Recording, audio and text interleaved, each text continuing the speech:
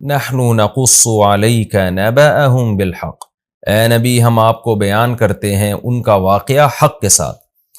حق کے ساتھ کا اس لیے بیان کیا گیا، حق کا لفظ اس لیے بڑھایا گیا کہ ایک تاریخی واقعہ تھا، اور آپ کو پتہ ہے جب تاریخی واقعہ لوگ نقل کرتے ہیں تو بہت کچھ اس میں کمی بیشی کر دیتے ہیں، کچھ اپنی طرف سے اضافے کر دیتے ہیں، کچھ اپنی طرف سے کمیاں کر دیتے ہیں۔ تو واقعہ کی جو اصل بات ہے وہ تو درست ہوتی ہے، لیکن اس میں جو ایڈیشن ہوتی ہے وہ غلط ہوتی ہے۔ تو اس لیے قرآن کہہ رہا ہے کہ آپ لوگوں کو مت دیکھیں، ہم آپ کو ٹھیک بیان کرتے ہیں، جتنا قرآن بیان کرے گا وہ 100% مستند ہوگا، باقی جو لوگوں میں مشہور ہے ان میں کچھ صحیح ہوں گی، کچھ باتیں غلط ہوں گی۔ اس لیے اللہ نے فرمایا کہ ہم ٹھیک طور پر آپ کے سامنے بیان کرتے ہیں۔ وہ واقعہ کیا ہے؟ انہم فتیۃ آمنوا بربہم، یہ چند نوجوان تھے۔ چند کا ترجمہ میں نے کیوں کیا؟ بار بار بتاتا ہوں کہ یہ جو تنوین ہے نا، تنوین اس کا مطلب ہے چند، اور ویسے بھی فتیۃ یہ جمع قلت ہے، افعل افعال فعلۃ افعلۃ، یہ چار اوزان وزن عربی میں جمع قلت کے لیے استعمال ہوتے ہیں۔ تو جو بھی اس وزن پر ہوگا، جیسے فتیۃ فعلۃ کے وزن پر ہے، تو انہم فتیۃ یہ چند نوجوان تھے، آمنوا بربہم جو اپنے رب پر ایمان لے آئے۔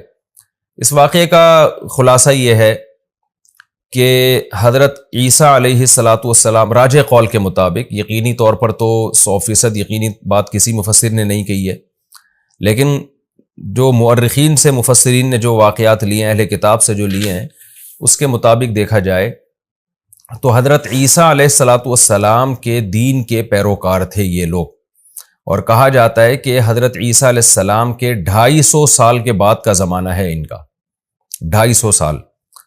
تو اس وقت کوئی ظالم بادشاہ کی حکومت تھی۔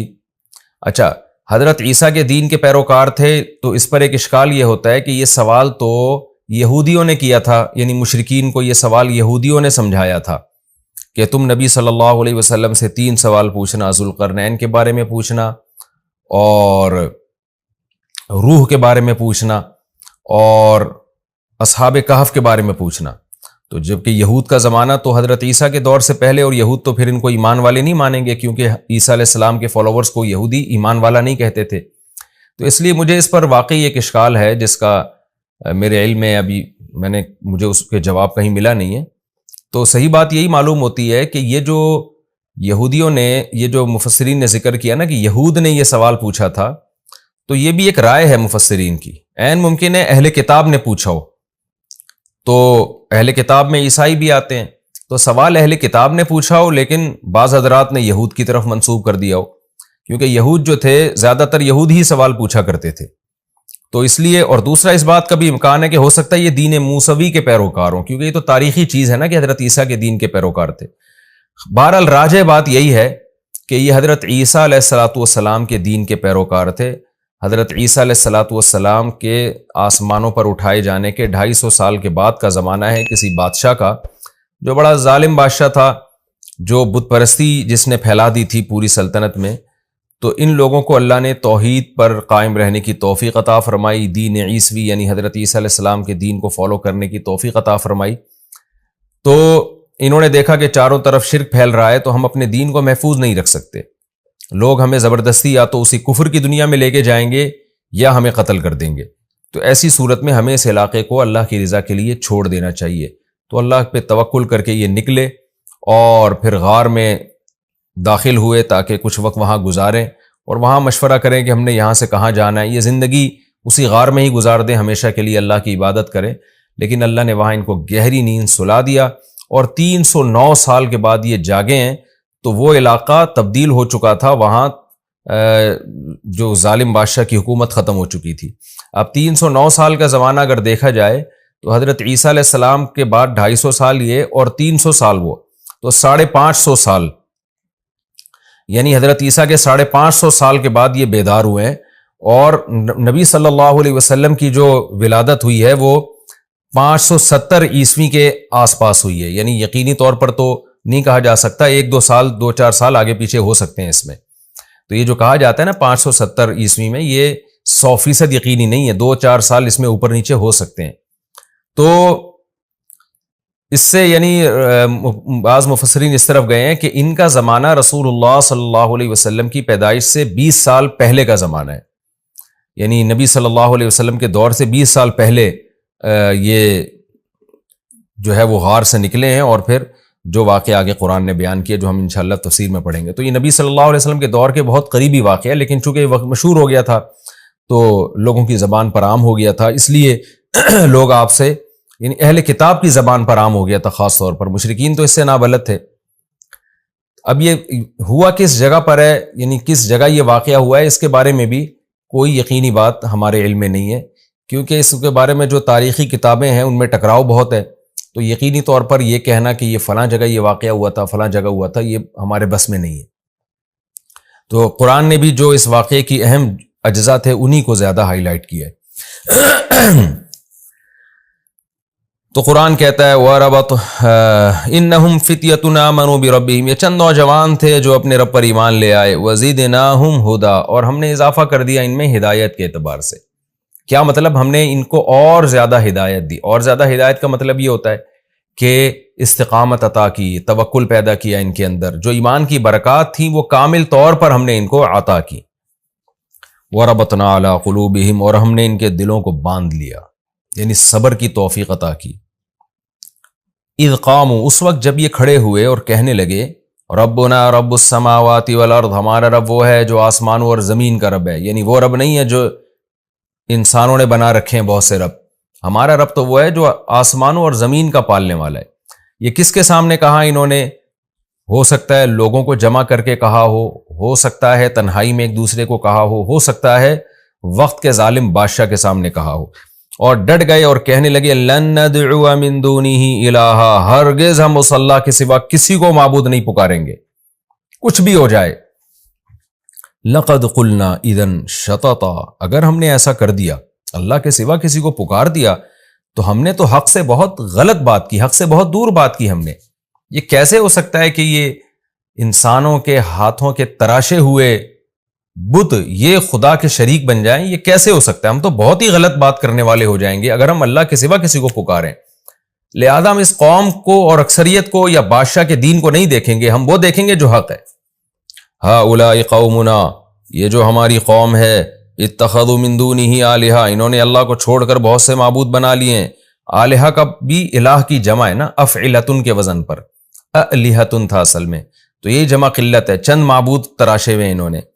لولا یاتون علیہم بسلطان بین، ہماری اس قوم سے ڈیبیٹ ہو رہی ہے، یہ بار بار اپنے باپ دادوں کے حوالے دے رہے ہیں کہ ہمارے ابا ایسے کرتے تھے، ہمارے دادا ایسے کرتے تھے۔ سوال پیدا ہوتا ہے لولا یاتون علیہم بسلطان بین، یہ بہت بڑی واضح دلیل کیوں نہیں لے کر آتے؟ یہ بہت بڑی دلیل کی بات اس لیے کی کہ کسی کو خدا بنانے کے لیے چھوٹی دلیل بھی کافی نہیں ہے، بالکل واضح سلطان بین جب تک نہیں ہوگی اس وقت تک ہم کسی کو اپنا خدا اور رب تھوڑی تسلیم کر لیں گے۔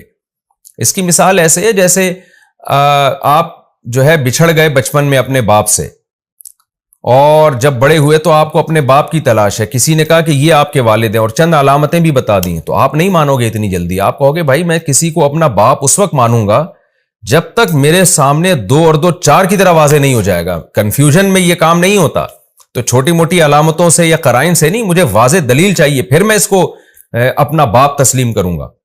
کیونکہ کسی کو باپ مان لینا، ماں مان لینا، یہ بہت حساس معاملہ ہے، کیونکہ پھر ساری محبتیں اس کو دینی پڑتی ہیں، اس کی خدمت کرنی پڑتی ہے، اس سے دل لگانا پڑتا ہے۔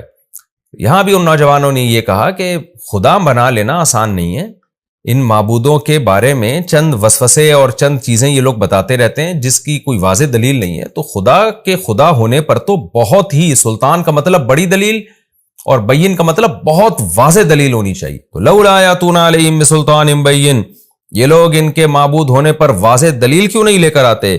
فمن اظلم، اس سے بڑا ظالم کون ہوگا؟ افترا علی اللہ کذبا، جو اللہ پہ جھوٹ باندھ دے۔ یعنی قوم تو اکثریت کا ریفرنس دے رہی ہے نا، کہ تمہارے باپ، تمہارے چچے، تمہارے مامے، تمہارے سارے ریلیٹیو سب خدا کے علاوہ معبودوں کو پوجتے ہیں، تم ایک اکیلے کہاں سے آ گئے؟ تو یہ قوم کو جواب میں کیا کہہ رہے ہیں کہ اس سے بڑا ظالم کون ہوگا جو اللہ پہ جھوٹ باندھے۔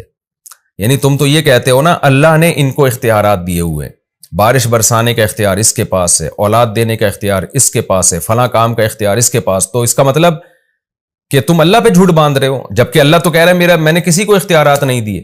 تو اس سے بڑا ظالم کون ہوگا جو اللہ پہ جھوٹ باندھے؟ یعنی جھوٹ کی مختلف انواع ہوتی ہیں، کہ یہ کہ آپ اپنے باپ پہ جھوٹ باندھ دیں، ایک ماں پہ جھوٹ باندھ دیں، بھائی پہ جھوٹ باندھ دیں، دوست پہ جھوٹ باندھ دیں، حکومت پہ جھوٹ باندھ دیں. تو ان جھوٹ باندھنے کی نوعیتوں میں سب سے بڑا ظالم وہ ہے، سب سے بڑا جھوٹ یہ ہے کہ آپ خدا کی طرف جھوٹ کی نسبت کریں. اب جب یہ ڈیبیٹ ان کی قوم سے ہو رہی ہے تو پھر آپس میں انہوں نے مشورہ کیا کہ بھائی وَإِذِ اعْتَزَلْتُمُوهُمْ، یہ چند نوجوان مل کے اکٹھے ہوئے، انہوں نے آپس میں مشورہ کیا کہ دیکھو جب تم نے اس قوم کو چھوڑ ہی دیا ہے، اور جب کہ تم اعتزلتموہم، اس قوم سے تم نے کنارہ کشی اختیار کر لی ہے، یعنی اس کے مذہب کو چھوڑ دیا تم نے، وما یعبدون، اور ان کے معبودوں کو بھی چھوڑ دیا. تو دو ہی چیزیں ہوتی ہیں، عابد اور معبود. تو ان میں یہاں بھی اس ملک میں دو ہی طرح کے لوگ ہیں، یا تو مشرک ہیں یا وہ باطل ہیں جن کی عبادت ہو رہی ہے. تو دونوں ہی باطل ہیں. تو ہم ان باطل لوگوں میں ہم کیوں رہیں؟ تو لہذا جب ہم نے ایسا کر ہی دیا ہے، فَأَوُوا إِلَى الْكَهْفِ، تو پھر غار کی طرف چلو. کیا مطلب؟ نظریاتی طور پر تم نے جب اس قوم کو اور ان کے خداؤں کو چھوڑ دیا ہے تو عملی طور پہ بھی چھوڑ دو، یعنی جسمانی طور پہ بھی کنارہ کشی اختیار کر لو. تو اللہ کے سوا جب سب کچھ چھوڑ دیا ہے تو پھر پریکٹیکلی بھی چھوڑ دو. اب چھوڑ کے جائے کہاں؟ تو فَأَوُوا إِلَى الْكَهْفِ، فی الحال یہ کرو کہ غار میں چلے جاؤ، چھپ کے وہاں اللہ کی عبادت کرو، کھانے پینے کا انتظام کر لو، حفاظت کے لیے کتا ساتھ میں لے جاؤ اپنے. تو جو ایک دنیاوی اسباب ہو سکتے ہیں وہ اختیار کرو، وہاں جا کے ہم غور کریں گے. فی الحال یہاں سے نکلو، کیونکہ یہ تو ہمیں نہ نماز پڑھنے دے رہے ہیں، نہ روزہ رکھنے دے رہے ہیں، نہ توحید پر قائم رہنے دے رہے ہیں. فی الحال یہاں سے نکلو. ینشر لکم ربکم من رحمتہ، تمہارا رب تمہارے لیے اپنی رحمت سے رحمت پھیلا دے گا، کچھ نہ کوئی انتظام کرے گا. یعنی جو ہمارے بس میں ہے وہ ہم کر لیتے ہیں، جو ہمارے بس میں نہیں ہے ہم وہ اللہ پہ چھوڑ دیتے ہیں. یہ اس آیت کا حاصل ہے. ینشر لکم ربکم من رحمتہ وَيُهَيِّئْ لَكُم مِّنْ أَمْرِكُم مِّرْفَقًا، اور تمہارے معاملے میں تمہارا رب، یعنی سب ایک دوسرے کو سمجھا رہے ہیں کہ تمہارے معاملے میں تمہارا رب کوئی آسانی کی صورت پیدا کر دے گا. اللہ سے بھی کچھ امیدیں لگاؤ، سب کچھ ہم نے نہیں کرنا، جو ہمارے بس میں ہے وہ ہم کریں گے، باقی اللہ پہ چھوڑتے ہیں. اللہ سے ہمیں اچھی امید ہے، اللہ ہمارے لیے کوئی انتظام کر دے گا. ان بیچاروں کو کیا پتا تھا کہ اللہ ایسا انتظام کرے گا آپ کے لیے. قرآن کہتا ہے، اب یہ اس کو کہتے ہیں اندماج. اندماج کا مطلب بہت سارے واقعہ کے بہت سارے پہلو قرآن حذف کر دیتا ہے. اب ہونا تو یہ چاہیے تھا، قرآن یہ بتاتا کہ بالآخر وہ چھپ چھپا کے نکلے، کتا انہوں نے ساتھ میں لیا، پھر غار کے دہانے میں داخل ہوئے، پھر آرام کرنے کے لیے لیٹ گئے. لیکن ان تمام واقعات کو قرآن نے حذف کر دیا اور پھر آگے کا واقعہ بیان کر رہا ہے.